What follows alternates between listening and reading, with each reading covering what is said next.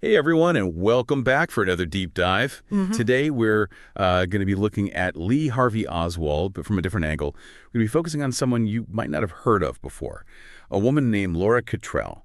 So she was an employment counselor in Dallas, and she claimed to have met Oswald in the weeks leading up to the assassination.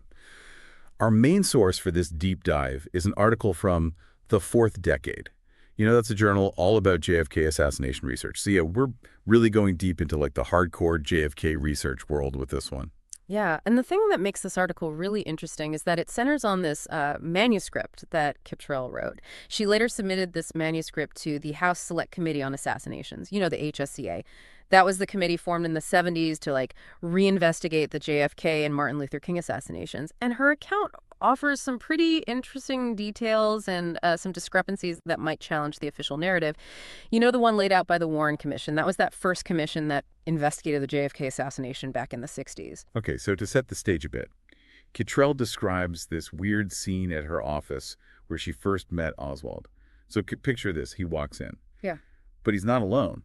He's got three other people with him, like a pregnant woman, a man that she thought might be Oswald's brother, and then this other person she couldn't even remember clearly. Right. And so that pregnant woman was Marina Oswald. And that detail about the potential brother is where things get really interesting. The guy that Cottrell saw was probably Michael Payne, Ruth Payne's husband. You know, the Paynes had those close ties to the Oswald. They even let Marina and her kids stay with them. But here's where it gets even weirder.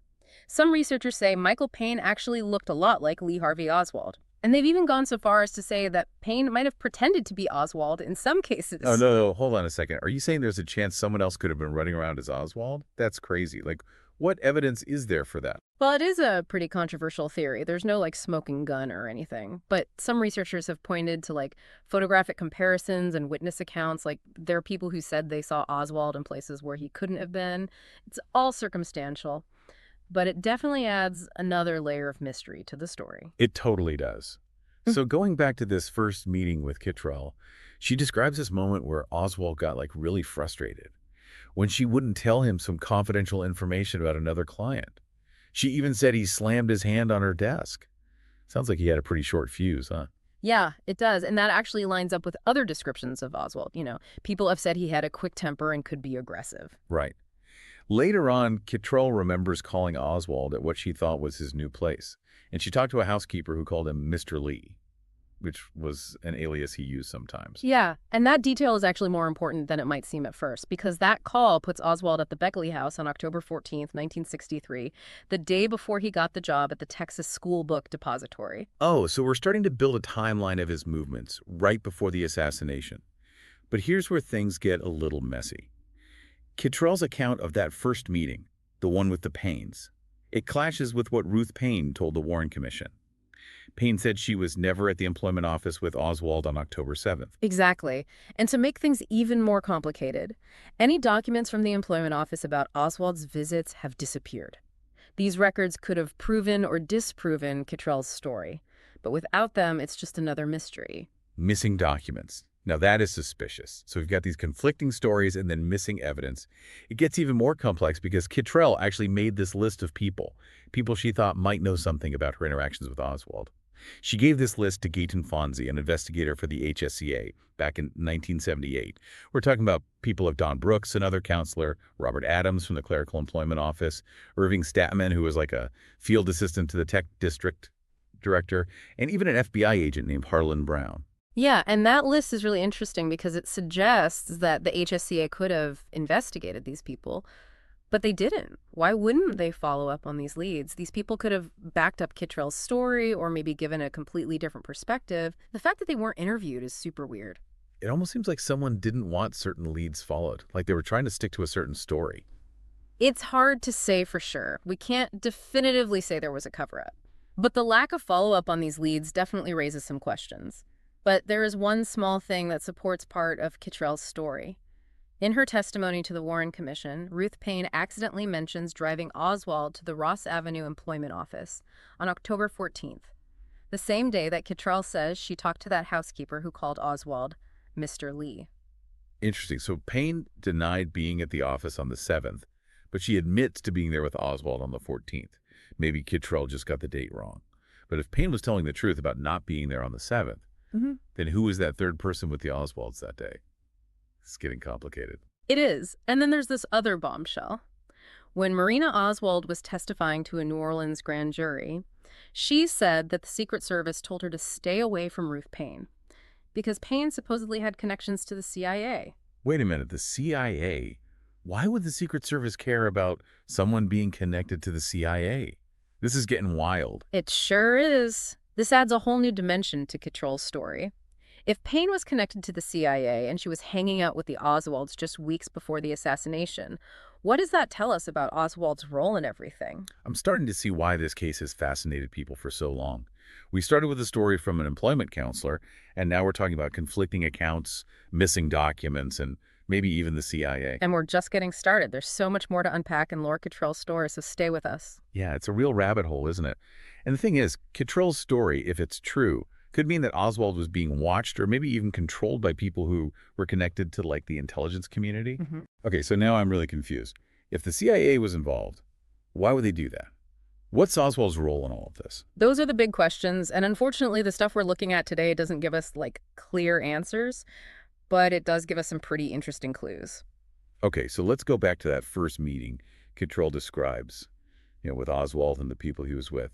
You mentioned that third person, the one who was with Oswald, and the Paines remained a mystery. Like, Kittrell couldn't even remember if it was a man or a woman. Right, but remember, Ruth Paine was basically always with Marina around that time. It's totally possible that this mystery person was actually Ruth Paine. If that's true, then why would Paine deny being at the employment office that day?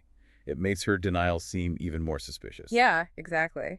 It makes you wonder why she would lie about something that seems so small.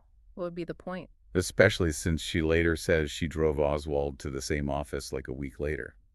Yeah, the inconsistencies in Paine's story are really strange. It's like one piece of the puzzle that just doesn't fit. Okay, so we've established that the Paines' relationship with the Oswalds was complicated, to say the least. But there's another thing that Kittrell mentions that makes me feel uneasy. She says that Oswald brought up a name that at the time would have been pretty scary to hear Murray Chotiner. Oh, yeah. That's one of the weirdest parts of Kittrell's story. She describes two separate times when Oswald brought up Chotiner's name, and it sounded like he knew the guy personally. Now, for those listening who might not know, Murray Chotiner was a really shady character. He was a lawyer with connections to the mob, and Robert Kennedy even questioned him during a Senate hearing. Not exactly someone you want to be friends with. Exactly. If Oswald really did have a connection with someone like Chotiner, it opens up a whole new can of worms. It connects him to a world of, like, powerful and dangerous people. Kittrell actually wrote a letter to Robert Kennedy, who was the Attorney General at the time. She told him she was worried about what Oswald had said about Chotiner. Clearly, she was freaked out about this connection. And what's even more worrying is that even though Kittrell tried to tell people about this, the FBI and the Warren Commission basically ignored her. They just dismissed her concerns. That's crazy. It's like they were trying to bury anything that didn't fit with their story about Oswald being the lone gunman. It's possible. Yeah. And it makes you wonder how many other leads or witnesses were ignored because they didn't fit the official story. So let's recap. We have these conflicting stories, missing documents, possible CIA connections, and now maybe a link to organized crime. This is a lot to take in. It is. But it's important to think about all these pieces of the puzzle, even if they seem weird or scary, if we want to understand what really happened. Absolutely. And remember, we're just scratching the surface of Kittrell's story. There's still so much more to explore. Like, what about those missing employment records? Could those records help solve some of these mysteries? That's a great question. And what about that list of potential witnesses that she gave to the HSCA? Maybe one of those people has the missing piece of the puzzle. It's like we're detectives ourselves trying to solve a case from decades ago. Exactly. And just like in a good detective story, there are bound to be some surprises along the way. Speaking of surprises, Kittrell's manuscript also mentions something pretty strange about Marina Oswald's behavior during that first meeting at the employment office. Oh, what was it? Well, Kittrell said that Marina seemed really upset, almost like she was crying. And what's even weirder is that she seemed to be talking to Lee using sign language, even though neither of them were deaf. Wow, that's really odd. What do you think that was about? Was she trying to tell him something secretly? It's hard to say for sure. Some researchers think that Marina might have been scared to speak openly in front of the Paines, or maybe even Kittrell. Remember, she was a Russian defector living in a very tense time. It's possible she felt like someone was always watching her. Yeah, that makes sense. Living under that kind of pressure must have been incredibly tough. It makes her relationship with Oswald seem even more complicated, don't you think? Absolutely. And it reminds us that behind these historical figures, there were real people with complex feelings and motivations. It's easy to get caught up in the facts and the theories, but we have to remember the human element here. Well said. So we have Marina's mysterious sign language, Yeah. the strange connection to Murray Chotiner, and the possibility of the CIA being involved in everything. It feels like we're finding more questions than answers.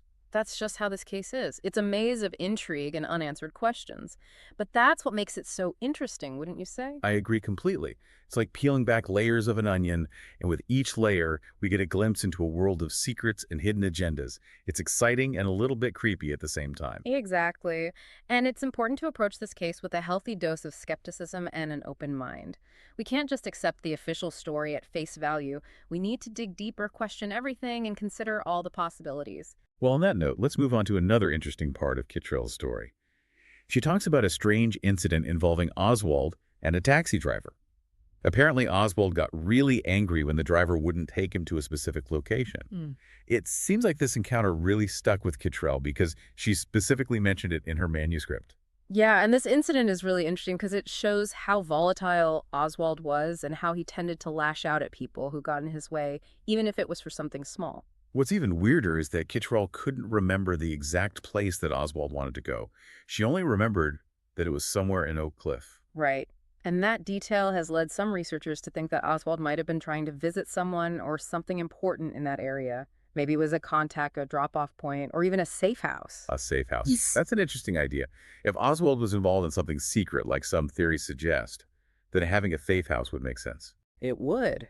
And the fact that this happened just weeks before the assassination makes it even more intriguing. It's almost like he was getting ready or maybe trying to tie up loose ends. It's like we're putting together a puzzle, but some of the pieces are missing and others seem to belong to a different puzzle altogether.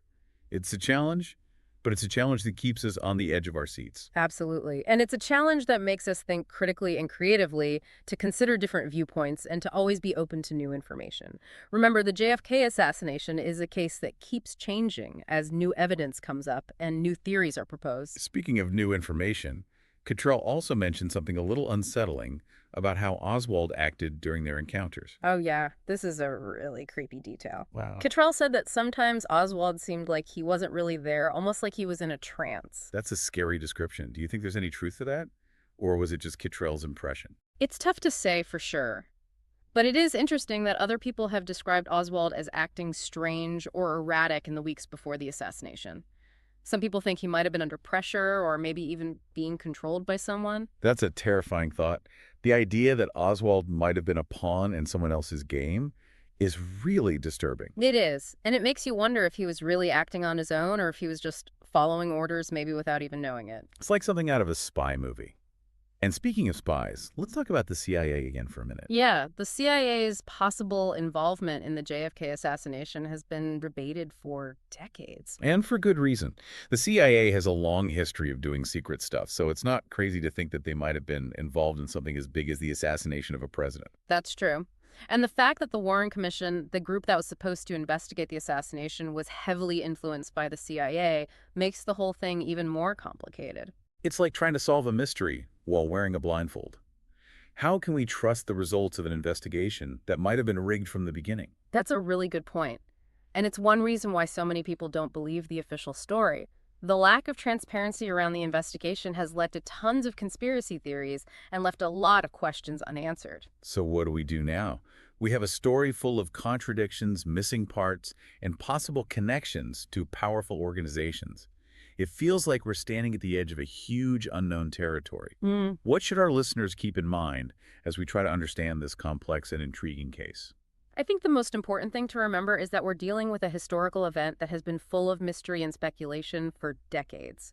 There's no easy answer, no single clue that will unlock all the secrets. So we need to approach this case with an open mind, a critical eye, and a willingness to challenge conventional wisdom. Exactly. And we need to be okay with the possibility that we might never have all the answers. But that doesn't mean we should stop looking. Absolutely.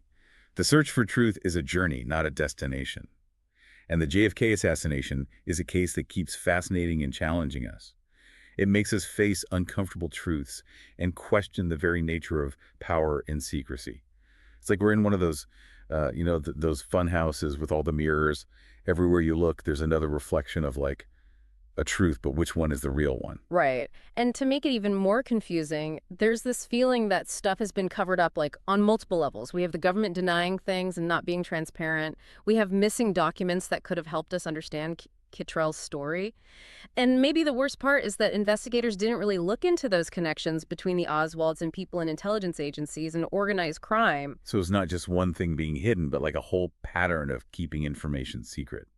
It's a scary thought, but it's hard to ignore when you look at the evidence. We have to ask ourselves, were the people investigating this maybe protecting something bigger than themselves? Okay, so after everything we've talked about, does Kittrell's story, even though there are inconsistencies and questions, does it challenge the official story about the JFK assassination? I think it does, at least in some ways. What she remembers, even if we can't confirm all the details, adds a layer of complexity and intrigue that you can't just brush aside.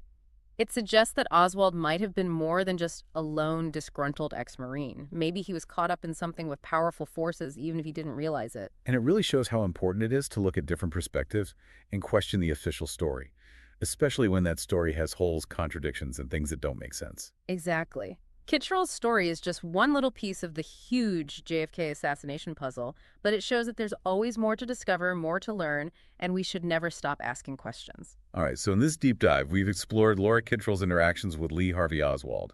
We've looked at conflicting accounts, missing evidence, and dug into those possible connections to the CIA and organized crime. And we've barely scratched the surface. Yeah, it's crazy how one simple story can lead to so many different paths of investigation. But before we go, I want to leave you with one last thought. If what Kittrell said is true, and Oswald was being watched by people with ties to the intelligence community, what does that mean about what happened leading up to the assassination? Was Oswald just a pawn in a bigger game? Was someone manipulating him? Or was he, like the official story says, acting alone? That's the question that keeps coming back even after all these years. There's still so much we don't know, so many mysteries left to solve. So much of history is like that. It's not just about what happened, but about how those events still affect us and make us question our understanding of the past. Exactly. The JFK assassination especially reminds us that the truth can be hard to find and that people in power don't always tell us everything. So we encourage you to check out the sources yourself, dig into the world of JFK assassination research, and come to your own conclusions. The truth, even though it can be tricky to find, is out there waiting to be discovered. Who knows, maybe you'll even find a new piece of the puzzle yourself. Thanks for joining us on this deep dive. See you next time.